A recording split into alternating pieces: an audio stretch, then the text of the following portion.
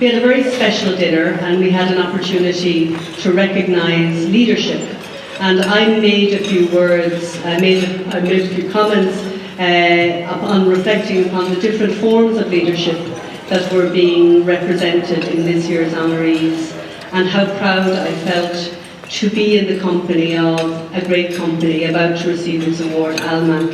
I've spent a lot of my time working in Northern Ireland and working on British-Irish relations, and I think it's so fitting today that we have one of the leading companies in Northern Ireland creating wealth and opportunity honoured by the Chamber. And that is historic and that is very important, because the Chamber that Bill and Natalie created is a vehicle, a framework for goodwill for the whole island of Ireland. And it's lovely that this year that Almac are the standard bearers for excellence and innovation on the island of Ireland, and I think we should give them all a big round of applause.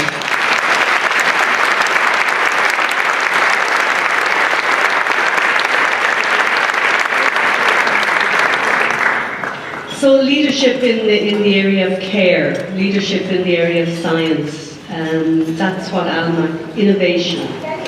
And then we have the whole generation of thought and wisdom that is represented by Michael here. A whole generation, I'm seeing sisters and brothers and priests from many communities here in the room. But I think Michael represents the very best of our solidarity, the way Irish people instinctively gravitate, because of our own experience of colonisation, to people who are earlier on the journey out of hardship than the Irish currently are, or the Irish Americans currently are.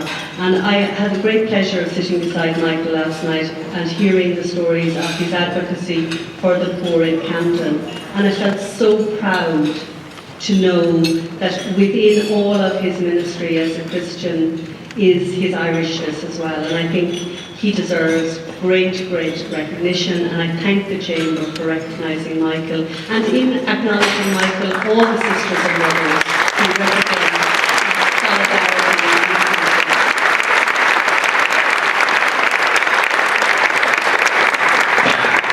And then Bill and Natalie, without them we simply wouldn't be here. It's sort of a conception moment, a feeding moment. You know, we wouldn't be without Bill and Natalie having had the spirit, the graciousness, the imagination to go with the instinct of doing something really magical and gathering up people together around in a hopeful way. 1999 was a really hopeful moment for Irish Americans, because Irish Americans had been very confused what had been happening in Ireland, understandably, because we had had a terrible experience of violence on the island of Ireland. We know there's division in Ireland historically, but this outbreak of terror and violence was appalling, and it appalled people here in Irish America. And there was joy when, under the leadership of President Clinton, and thanks to the leadership of Irish America, including great leaders in this city, we had peace in Ireland in the Good Friday Agreement. So there was great hope. So I always think that the Chamber here represents that sense of that time. It was 17 years ago, 18 years ago, that we really had changed history in Ireland. We'd found a pathway forward. And we have changed history in Ireland. We have peace in Ireland. There's a pathway to reconciliation in Ireland, where Irish people themselves are learning to live together better. The border increasingly is something which we manage and work through. And the traditions are coming together, most notably loyalism and Republican people in all the cities of Northern Ireland, quietly working away to heal difference. So there's something magical about that time in 1998.